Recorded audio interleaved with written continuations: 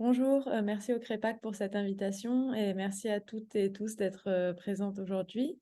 Je suis ravie de pouvoir participer, même à distance, pour fêter les 10 ans du Régal et pour faire avancer les réflexions et l'action contre le gaspillage alimentaire et pour l'accès à toutes et tous à une alimentation durable. Personnellement, ce qui m'a amenée à m'intéresser au sujet du gaspillage, ça a été de plonger dans les poubelles lors d'un voyage à New York, puis en France, il y a plus de 10 ans maintenant, au début. Et il suffit d'ouvrir les sacs poubelles sur les trottoirs et on peut y trouver, par exemple, des centaines de pains au chocolat, du pain ou des dizaines de fromages. Et c'est vraiment ce qui m'a choquée au début. Et ça m'a amenée à me demander comment est-ce qu'on valorise l'alimentation. Comment est-ce qu'il peut être plus rentable pour des magasins de jeter autant? Et j'ai souhaité étudier davantage le sujet et m'engager dans la lutte contre le gaspillage alimentaire. Ces photos montrent quelques exemples récents de produits récupérés à Paris et à New York, mais la situation est similaire dans d'autres villes. Le gaspillage est difficile à mesurer de façon fiable, mais on estime qu'en France, environ un tiers des aliments est jeté au cours de la production, de la distribution et de la consommation. Cela représenterait, d'après les derniers chiffres Eurostat, près de 9 millions de tonnes et 60 kilogrammes par personne et par an seulement au niveau des ménages. Une étude de l'ADEME de 2016 estimait le gaspillage à 240 euros par personne et par an et aussi 3% des émissions nationales de CO2. Donc la production de ce surplus alimentaire a des impacts économiques et des impacts environnementaux vraiment conséquents. Il y a aussi un enjeu social d'allocation de la nourriture, car de plus en plus de personnes ont des difficultés d'accès à une alimentation de qualité, près de 8 millions de personnes en France. Donc ça pose d'autant plus problème de jeter des aliments comestibles. Alors j'ai écrit un livre intitulé De la poubelle à l'assiette qui retrace 10 ans de lutte contre le gaspillage de 2012 à 2022. Quand j'ai démarré mes recherches dans le cadre d'une thèse, presque personne ne parlait du sujet. Et j'ai eu la chance de pouvoir suivre comment le gaspillage est devenu progressivement un sujet d'action publique au niveau international, national et local, avec par exemple la création de réseaux comme le Régal. J'ai pu suivre comment la lutte contre le gaspillage a transformé les systèmes alimentaires. Au cours de mes recherches, j'ai réalisé des entretiens avec près de 300 personnes dont l'activité était liée au gaspillage alimentaire, en France et aux États-Unis, et plus spécifiquement en Californie, dont je dirai quelques mots aujourd'hui. J'ai aussi mené des activités de conseil et de recherche pour des entreprises, des collectivités ou des organismes publics comme l'ADEME, et du bénévolat pour des associations. Donc ça m'a permis d'avoir aussi une vision de comment se passent les choses sur le terrain. Donc, où en est-on depuis 10 ans? Beaucoup de choses ont changé et la France a pris un rôle de leader dans la lutte contre le gaspillage alimentaire. Dès 2013, le ministère de l'Agriculture a mené le Pacte national de lutte contre le gaspillage, qui a permis la concertation et la négociation entre de nombreux acteurs, aussi bien des associations environnementales que par exemple des représentants de supermarchés. Et je montre dans mon livre que ces acteurs avaient parfois des intérêts divergents et que les discussions qui visaient à construire un consensus sur la question ont peu à peu écarté en fait les positions les plus marginales ou les plus extrêmes. C'est suite à ce pacte qu'en 2016, la France est devenue le premier pays du monde à voter une loi qui cible spécifiquement le gaspillage, la loi Garot, du nom du député Guillaume Garot, qui était auparavant ministre délégué à l'agroalimentaire et qui a aussi porté le premier pacte. Cette loi, elle s'est focalisée initialement sur la redistribution des invendus des supermarchés à des associations. Elle a aussi établi l'interdiction de détruire volontairement des produits encore comestibles, par exemple en mettant l'eau de Javel dessus pour éviter que les aliments soient récupérés dans les poubelles. La loi a souvent été présentée comme une interdiction stricte du gaspillage alimentaire, mais pour l'instant, les sanctions pour le non-respect de cette loi n'ont pas été mises en œuvre. Donc la politique, en fait, repose surtout sur l'engagement volontaire des commerces. Après 2018, dans le cadre de la loi Egalim, puis de la loi AGEC, l'obligation de don et l'interdiction de détruire des produits comestibles ont été étendues au secteur de la restauration collective, des grossistes et de l'industrie agroalimentaire. Des décrets d'application de la loi visent aussi à améliorer la qualité des dons en obligeant les donateurs à trier les produits et à donner au moins 2 jours avant la date de péremption pour que les associations aient le temps de redistribuer les produits dans de bonnes conditions. L'objectif de réduire le gaspillage de 50% d'ici 2025 ou d'ici à 2030 selon les secteurs a aussi été fixé par la loi. Et tous les établissements de restauration collective, notamment, ont l'obligation d'établir des diagnostics de leur gaspillage, même si pour l'instant, ils n'ont pas reçu tous d'accompagnement spécifique pour cela.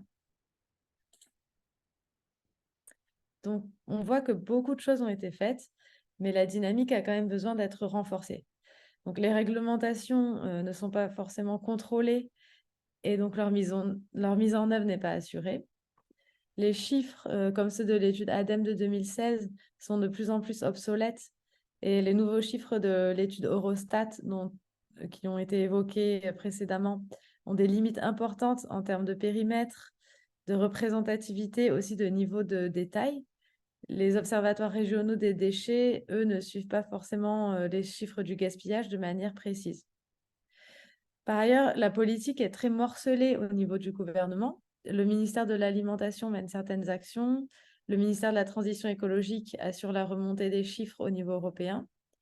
L'ADEME a aussi réalisé la plupart des études, notamment des études sectorielles sur le gaspillage alimentaire. Et d'un autre côté, c'est le ministère de la Cohésion sociale qui gère tout le volet aide alimentaire et redistribution. Donc, les ministères ne dialoguent pas toujours ou pas toujours suffisamment. Il n'y a pas de budget dédié au gaspillage alimentaire commun. Et chaque entité aussi ne dispose pas toujours des budgets suffisants pour mener les actions sur le sujet. Quant au pacte, le pacte national, donc démarré en 2013, il a été suivi d'une deuxième édition en 2017-2020. Mais depuis, il n'y a plus de groupe de travail du pacte qui rassemble l'ensemble des acteurs. Une troisième édition du pacte est toujours prévue, mais elle n'a pas encore démarré. Le CREPAC et d'autres, donc une cinquantaine d'acteurs, ont récemment signé une tribune qui a été publiée dans Le Monde qui appelait les pouvoirs publics et l'ensemble des parties prenantes en fait, à relancer la dynamique. Et nous attendons toujours un retour du gouvernement et normalement le pacte 3 devrait reprendre une fois que la stratégie nationale alimentation, nutrition, climat, donc la SNANC, sera adoptée.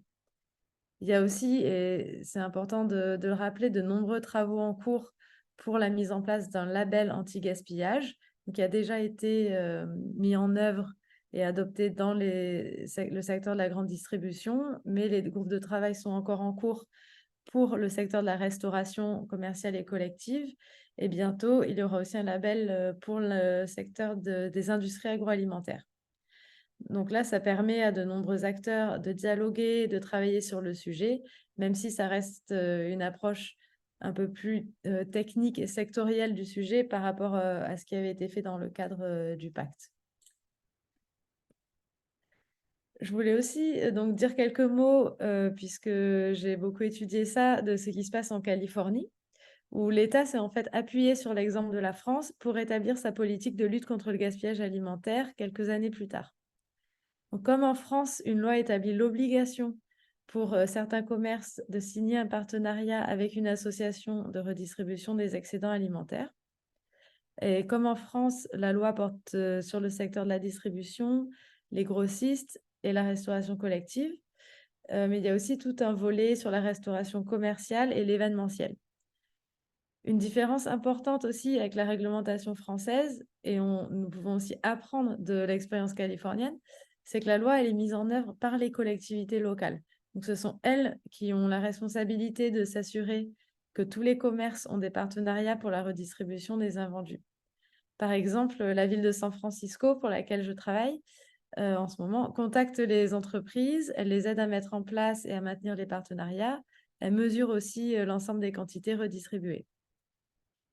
Les collectivités doivent s'assurer aussi que les associations ont la capacité de récupérer les aliments concernés et sinon de procurer un soutien logistique ou financier pour, par exemple, du transport réfrigéré, du stockage, du personnel, etc. Et ça, c'est vraiment un élément clé pour la qualité de la redistribution. Donc finalement, dans les deux pays, la lutte s'est concentrée sur la redistribution des invendus à des associations. On a d'un côté des aliments en trop, de l'autre côté des personnes qui en ont besoin. Donc la redistribution apparaît a priori comme une solution gagnant-gagnant ou gagnant-gagnant-gagnant sur les plans environnemental, social et économique. Pourtant, dans mon livre, je montre que ce n'est pas une solution miracle. Les produits donnés sont parfois abîmés ou trop vieux, mais aussi inappropriés, donc sur le plan gustatif ou nutritionnel, comme par exemple des tonnes de pain ou de gâteaux. Malgré les décrets qui visent à améliorer la qualité des dons, les réglementations ont poussé à augmenter la quantité des dons plutôt qu'à améliorer leur qualité. Donc aujourd'hui, certaines associations de solidarité alimentaire disent qu'elles sont obligées à leur tour de trier et de jeter jusqu'à parfois 20% des produits. Selon une étude récemment menée par l'ADEME, les associations jetteraient en moyenne autour de 16% des produits. Donc même si là encore les chiffres ne sont pas parfaits, on sait que cela pose problème, d'autant plus que les entreprises donatrices, elles reçoivent des incitations fiscales pour leurs dons et que ces incitations sont particulièrement importantes car elles représentent jusqu'à 60% de la valeur des produits. Donc indirectement, les entreprises reçoivent de l'argent public pour, entre guillemets, se débarrasser de certains produits qui finissent par être jetés. Et comme les incitations sont souvent calculées en fonction des volumes, les commerces ont intérêt à donner de grandes quantités jusqu'au plafond maximal de leur réduction d'impôts. Finalement, contrairement à la prévention des surplus, la redistribution elle génère aussi des impacts environnementaux dus au transport et aux emballages des produits. Et la redistribution elle soulève aussi un enjeu social, car ce n'est pas l'idéal en termes d'accès à l'alimentation, notamment parce que ça peut avoir un aspect stigmatisant de faire la queue pour venir dans des associations d'aide alimentaire et que ça donc offre pas un accès direct à l'alimentation, par exemple, par rapport à ce qui serait un droit à une alimentation de qualité ou des systèmes qui ont été proposés en ce moment de sécurité sociale alimentaire, par exemple. Là, les photos que je souhaitais partager illustrent quelques limites de la redistribution. Donc, par exemple, à gauche, des produits comme du pain, des biscuits, etc., qui étaient donnés à une association en Californie, mais qui devaient être compostés ou donnés à des animaux parce que ça ne correspondait pas aux besoins nutritionnels des bénéficiaires. Et cela génère un travail supplémentaire pour trier, aussi par exemple pour retirer les emballages, pour composter les produits. L'autre photo qui a été prise dans un supermarché français montre qu'on a un mélange de toutes sortes de produits, donc qui peuvent être difficiles à utiliser et qui contribuent à ce que la redistribution ne soit pas une solution idéale ou même une solution efficace pour redistribuer les excédents. Au-delà de la redistribution, dans mon livre, je montre aussi comment les nombreuses associations, les startups de lutte contre le gaspillage ont peu à peu en fait remarchandisé des excédents, donc c'est-à-dire leur ont redonné une valeur économique, alors que c'était des produits qui étaient auparavant invendus, jetés, qui n'avaient donc pas de valeur ou même qui avaient une valeur négative puisqu'on paye pour se débarrasser des poubelles. Donc, la lutte contre le gaspillage a donné naissance à un nouveau marché et de nouveaux intermédiaires. Donc, des applications comme Phoenix ou Commerceau, par exemple, facilitent le don des commerces en les mettant en relation avec des associations. Et cela permet d'augmenter les dons ou même la qualité des dons, mais construit aussi, en fait, à partir du don, un nouvel échange marchand avec les contreparties fiscales. Des applications comme Too Good To Go et aussi Phoenix ont développé la vente à petit prix des produits proches de leur date de péremption, qui se fait aussi directement dans les magasins avec le principe du stickage. Et selon certaines associations de solidarité alimentaire, cela crée une forme de concurrence avec les associations qui récupéraient gratuitement ces produits, car elles en récupèrent désormais moins ou de moins bonne qualité. Donc, l'enjeu est assez complexe car les produits ne sont pas distribués dans les mêmes circuits et ne vont pas donc toucher les mêmes populations. Donc d'un côté, ça crée une concurrence. D'un autre côté, les applications comme Too Good To Go, mais aussi Hop Hop Food, par exemple, qui a là un modèle sans but lucratif, peuvent aussi faciliter l'accès à l'alimentation à des étudiants ou à des populations précaires qui ont recours à ces paniers à petit prix, mais ne se tourneraient pas forcément vers l'aide alimentaire. Certaines entreprises essayent, quant à elles, de commercialiser une nouvelle gamme de produits, dits les produits moches, entre guillemets, qui étaient auparavant écartés des circuits de la redistribution en raison de leur apparence, comme des carottes tordues ou des pommes trop petites. C'est le cas notamment de l'entreprise Imperfect aux États-Unis, qui commercialise ses produits par des boîtes qui sont livrées à domicile. Donc, l'entreprise a très bien marché et des modèles similaires sont en train de se développer en France, comme Hors Norme par exemple en région parisienne. Et cette vente de moche remet en question les standards de commercialisation, mais il y a aussi une logique de restandardisation dans le sens où le moche, entre guillemets, devient un nouveau standard ou une nouvelle gamme de produits spécifiques avec peu à peu un approvisionnement régulier sans forcément changer en fait les standards dominants. Donc aux États-Unis, Imperfect, par exemple, cette entreprise revend les surplus de grandes entreprises agricoles qui ne sont pas toujours moches d'ailleurs et peut paradoxalement concurrencer des circuits locaux à plus petite échelle.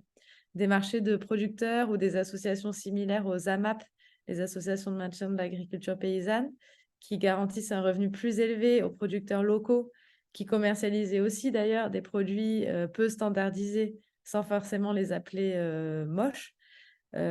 Progressivement, ces circuits locaux ont dénoncé en fait la concurrence de l'entreprise Imperfect. Donc, c'est un exemple pour montrer qu'il peut aussi y avoir parfois des effets pervers à cette remarchandisation des excédents alimentaires. Finalement, donc, toutes ces entreprises de lutte contre le gaspillage alimentaire ont créé de nouveaux circuits marchands, voire un débouché pour la production excédentaire. Donc, certes, elles évitent de jeter des aliments et donc un impact très positif. Le paradoxe, c'est malgré tout qu'elles peuvent pérenniser en fait une forme de surproduction en rendant les excédents plus rentables au détriment de la prévention en amont de ces excédents.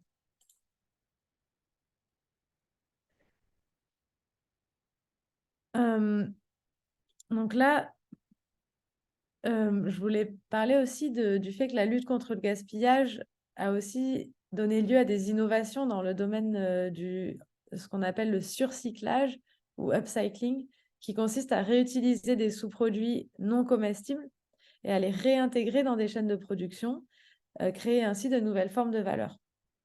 Par exemple, des entreprises utilisent les drèches, donc les sous-produits qui résultent de la fabrication de la bière, pour fabriquer des biscuits ou au contraire, d'autres utilisent les restes de pain pour fabriquer de la bière. Donc on a l'ensemble du cercle. Ces innovations, elles restent pour l'instant relativement marginales, mais peu à peu, elles pourraient se développer à plus grande échelle dans les industries agroalimentaires pour réutiliser donc de plus en plus de sous-produits. Une autre forme de remarchandisation concerne les circuits de compostage ou de création d'énergie à partir des déchets organiques, comme la méthanisation qui génère du biocarburant et qui fait l'objet de subventions et de soutien des pouvoirs publics en France, comme aux États-Unis aussi. À l'origine, l'ensemble de ces solutions de surcyclage, de recyclage, elles visent à traiter les parties non comestibles des aliments et donc elles ne concurrencent pas la prévention du gaspillage ou le don. Mais en pratique, en fait, j'ai observé qu'il peut y avoir une concurrence car les organisations qui vont investir, par exemple, dans une installation de méthanisation, elles ont tendance à vouloir l'alimenter, entre guillemets, et ne vont pas autant travailler sur la prévention ou même sur le don.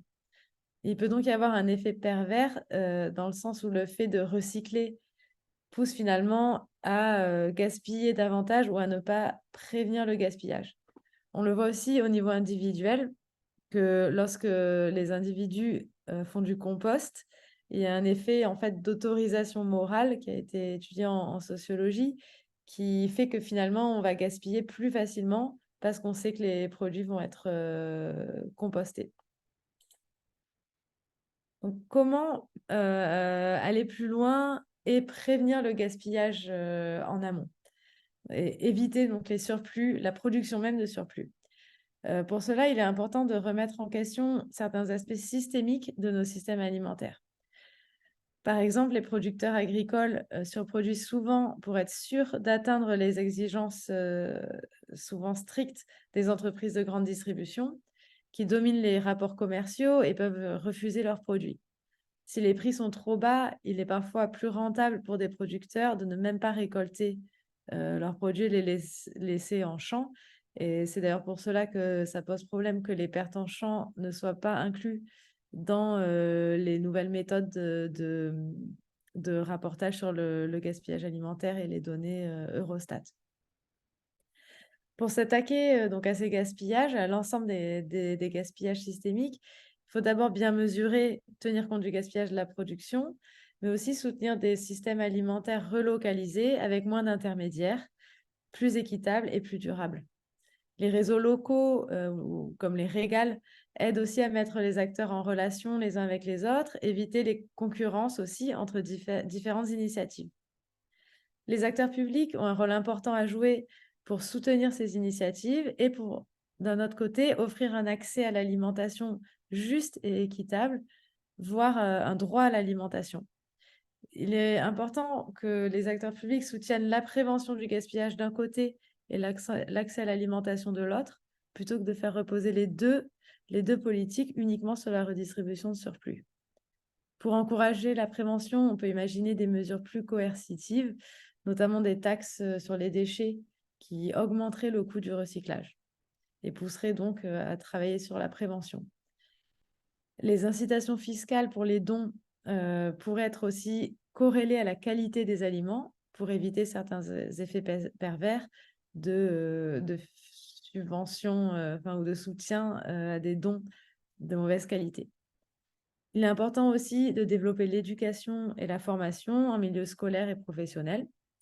Et au niveau individuel, enfin, ça ne sert à rien de responsabiliser, voire de culpabiliser les citoyennes et les citoyens pour des choses qu'ils ne contrôlent pas forcément. Mais nous pouvons néanmoins, toutes et tous, contribuer à transformer indirectement les systèmes alimentaires par notre consommation ou par notre engagement dans le milieu professionnel ou par des démarches associatives ou politiques. Donc, merci pour votre attention. N'hésitez pas si vous avez des questions. Je laisse mon adresse email si vous souhaitez me contacter pour échanger sur ces sujets. Merci beaucoup.